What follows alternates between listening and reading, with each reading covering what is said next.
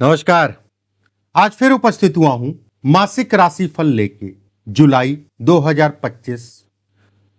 वैसे तो कहा जाए हर महीना कहीं ना कहीं विशेष होता है। 7वां महीना या जुलाई अगर कहा जाए 7 नंबर होता है, कहीं ना कहीं बड़ा विशेष है।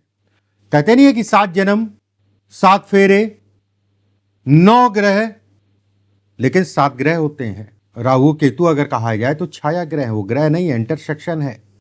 ग्रह केवल 7 ही हैं, 7 दिन, हफ्ते के 7 दिन।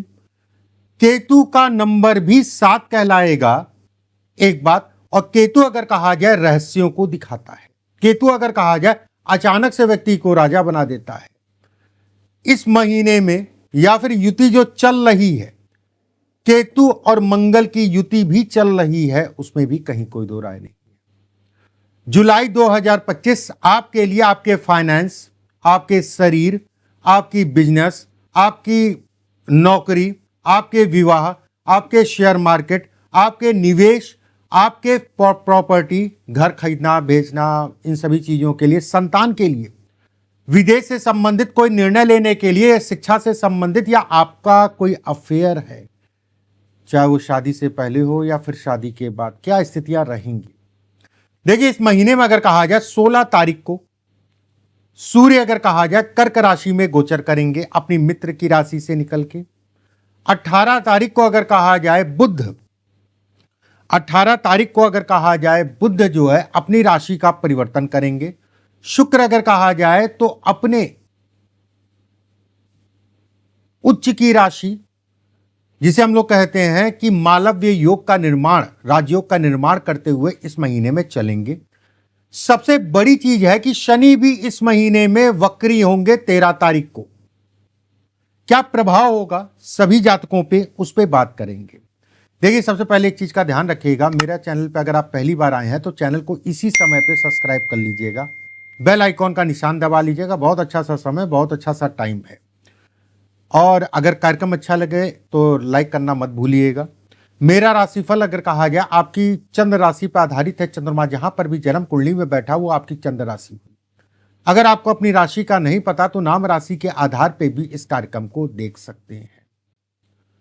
चलिए बात करते हैं तुला राशि वालों के लिए इस महीने में जून 2025 में क्या स्थितियां रहेंगी। देखिए, तुला राशि वालों के लिए अगर कहा जाए, आपकी राशि तुला है, जिसका अधिपति अगर कहा जाए शुक्र है। ऐसे लोग बड़े सौम्य प्रवृत्ति के होते हैं और कहीं ना कहीं माफ करने की क्षमता ऐसे लोगों के अंदर अगर कहा जाए अन्य राशियों से ज्यादा होती है। आपकी राशि शुक्र अगर कहा जाए अष्टम में होना, एक बात। देखिए, एक एक करके बिंदुवार, सबसे पहले स्वास्थ्य की बात करते हैं, फिर अन्य चीजों की बात करते हैं। कारण उसका बड़ा स्पष्ट साफ है। अगर आपका स्वास्थ्य अच्छा है तो चीजें बेहतर होंगी, जीवन में जीवन से लड़ने की क्षमता आपके अंदर रहेगी। देखिए, इसके हिसाब से स्वास्थ्य की अगर मैं बात करूं, जिसका स्वामी अगर कहा जाए गुरु है, गुरु अगर कहा जाए तो भाग्य भाव में होना। ऐसे में कहा जाएगा कि गुरु का भाग्य में सूर्य के साथ, और सूर्य अगर कहा जाए तो कहीं ना कहीं गुरु को अस्त करेगा कुछ समय के लिए। आपको अपने स्वास्थ्य का 12 तारीख से लेके 24 तारीख के बीच का पीरियड आपको अपने स्वास्थ्य का विशेष ध्यान रखने की आवश्यकता है, एक बात। दूसरी चीज अगर कहा जाए शारीरिक ऊर्जा में कमी, जलीय बीमारी, जल से संबंधित बीमारी। थर्ड अगर कहा जाए तो जैसे होता नहीं, बैक पेन हो गया, या महिलाओं को हार्मोनल दिक्कतें, महिलाओं से संबंधित कोई प्रॉब्लम, या गाइनो से संबंधित कोई प्रॉब्लम को भी ये इंगित करता है। सेकंड अगर कहा जाए लाभ भाव में 3 ग्रह रहेंगे इस महीने में। चंद्रमा निकल जाएगा भाई, चंद्रमा 2.25 दिन एक राशि में रहता है। मंगल और केतु अगर कहा जाए लाभ में गोचर करेंगे। ऐसे में कहा जाएगा चंद्रमा की राशि मंगल अगर कहा जाए केतु के साथ लाभ में होना, कहीं ना कहीं राहु से दृष्ट होना, यह महीना धन के दृष्टिकोण से, फाइनेंस से संबंधित चीजों के लिए अच्छा है। लोगों का सपोर्ट, सहयोग अगर कहा जाए मिलेगा, लेकिन मेहनत भी भरपूर मात्रा में करनी पड़ेगी। कुछ ऐसे करीबी आपको धोखा भी देंगे। देखो, ऐसे समझो, मंगल अगर कहा जाए और सिंह राशि अगर कहा जाए, सिंह राशि का अधिपति अगर कहा जाए सूर्य, कुछ ऐसे लोग आपको मिलेंगे। वहीं मंगल पे राहु की दृष्टि पड़ना, कुछ ऐसे लोग आपको मिलेंगे जो आपको धोखा, आपका पैसा नुकसान या कर्जा लिया तो वापस नहीं दे रहे। एक बात जैसा मैंने कहा, इसको मैंने समझाने के लिए आपको बताया। सेकंड, अगर कहा जाए कर्म और लाभ, धन जिसका अधिपति अगर कहा जाए मंगल और शनि अगर कहा जाए लक्ष्मी, और वहीं मेहनत अगर कहा जाए सप्तमेश। अपनी मेहनत से अपने रास्ते व्यक्ति खुद बनाएगा, लोगों का साथ सहयोग मिलेगा। शनि अगर कहा जाए तो चतुर्थ मतलब सुख का स्वामी होके छठे भाव में रहेगा। चंद्रमा सूर्य से अगर कहा जाए दसम में। ऐसे में कहा जाएगा कि व्यक्ति ट्रेवलिंग भी इस महीने में ज्यादा करेगा और ट्रेवल से संबंधित चीजों में व्यक्ति को लाभ भी मिलेगा, चाहे वो ट्रेवलिंग अगर कहा जाए व्यवसाय की हो, चाहे वो नौकरी की हो, चाहे वो शिक्षा की हो, या किसी भी प्रकार से किसी भी प्रकार का विदेश यात्रा या विदेश से संबंधित कोई कार्य करना चाह रहे हैं उसके लिए भी अच्छा है, कहीं कोई दिक्कत वाली बात नहीं है। बिजनेस के लिए, नए कार्यों के लिए, नई शुरुआत के लिए, पीछे के जो कार्य अटक रहे थे, फंस रहे थे, वही अगर कहा जाए तो इस समय पे तेजी से राहु के कारण अगर कहा जाए तो आपके बनेंगे, व्यवस्थाएं आपकी बढ़ेंगी। संतान पक्ष को लेकर चिंताओं को भी ये महीना दिखाता है। गर्भवती स्त्रियों को अपने गर्भ का विशेष ध्यान रखना है। शिक्षा में भटकाव, बच्चों को अपनी शिक्षा पे फोकस करके चलना है।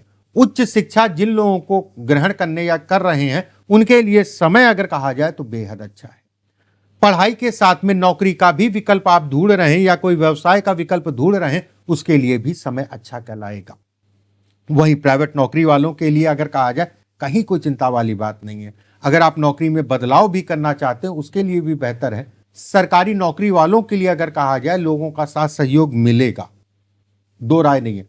बस एक चीज का ध्यान रखिएगा कि ये जो होती कानाफूसी, गॉसिप जिसे कहा जाता है, इन सब चीजों से अपने आप को बचा के चलिएगा और थोड़ा सा रिजर्व होके चलते हैं तो आपके लिए ज्यादा अच्छा कहलाएगा। ठीक है। वहीं मंगल की राशि अगर कहा जाए विवाह है, शादी है, शादी से संबंधित चीजों में अगर आप जाना चाह रहे हैं उसके लिए समय अच्छा। लेकिन विवाह अगर हो चुका है तो अपने जीवन साथी के थोड़ा सा क्रोध उनका बढ़ेगा। दांतों से संबंधित या बाल से संबंधित कोई समस्या आपको हो सकती है, अगर होती है तो ठीक है, दवाई खा लेंगे, चीजें ठीक हो जाएंगी, कहीं कोई डरने वाली बात नहीं है, कहीं कोई चिंता वाली बात नहीं है ऐसी। वहीं पे ये भी कहा जाएगा कि आकस्मिक धन लाभ को भी ये महीना दिखाता, अचानक से पैसा मिल जाना। किसी प्रकार का कोई कर्ज आपके ऊपर चढ़ा है, देखो मैं ये नहीं कहूंगा कि एक महीने में आपका सारा कर्ज उतर जाएगा, ठीक है, हाँ हो सकता उतर जाए, कुछ ऐसे भाग्यशाली लोग हों कि कोई उनको तुक्का मिल जाए। लेकिन यहां पर अगर मैं कहूं तो तुला राशि, मतलब बहुत लोग हैं तुला राशि के, मैं ये जरूर कहूंगा कि आपके लिए कर्ज से संबंधित चीजों के लिए समय अनुकूल है। कुछ ना कुछ रास्ता आपको मिलता हुआ दिख रहा है। बस एक चीज का ध्यान रखिएगा, शनि आपको रास्ता देगा। वहीं देवगुरु बृहस्पति के साथ सूर्य का होना और गुरु का अस्त होना सूर्य के कारण कुछ समय के लिए, ऐसे में कहा जाएगा कि क्रोध, गुस्सा और बहुत ज्यादा गर्मी या लड़ाई झगड़ा आपके लिए खराब कहलाएगा। वहीं बनते बनती चीजें कहीं ना कहीं लटक जाएंगी, इस चीज का ध्यान रखिएगा। बाकी ठीक है, व्यवसाय चलती रहेंगी, उधार लेन देन के लिए भी ठीक है समय। कोई लोन अगर आप पास कराना चाह रहे हैं, लोन लेना चाह रहे हैं, किसी से पैसा लगवाना चाह रहे हैं, उन सभी चीजों के लिए समय अनुकूल कहलाएगा, उसमें कहीं कोई दो राय नहीं। देखिए कुछ उपाय मैं बताता हूं, इन उपायों को करिएगा, चीजें और आपकी बेहतर होंगी। देखिए आपको करना क्या, पहले एक चीज का ध्यान रखिएगा, अगर पहली बार मेरे चैनल पे आए तो चैनल को सब्सक्राइब जरूर कर लीजिएगा, नहीं तो बाद में भूल जाएंगे। नीचे बेल आइकॉन का निशान दबा लीजिएगा जिससे मेरे द्वारा भेजी गई वीडियो आपको समय से मिलते रहें। और राधे राधे कमेंट बॉक्स में लिखना मत भूलिएगा। देखिए उपाय में आपको क्या करना है, कोशिश ये करिए कि कुत्तों को मीठी रोटी खिलाइए, कम से कम बुधवार और शनिवार 2 दिन जरूर करिए। हर मंगलवार को 8 कोयले, 8 इमली वाला जो कोयला होता है, हर मंगलवार को 8 कोयले अपने ऊपर से 7 बार उतार के किसी भी बहते हुए पानी में छोड़ दीजिए। बाकी अपने इष्ट की आराधना करिए और बाकी जो भी पाठ पूजा वो आप करते रहिए। अभी के लिए बस इतना ही। राधे राधे।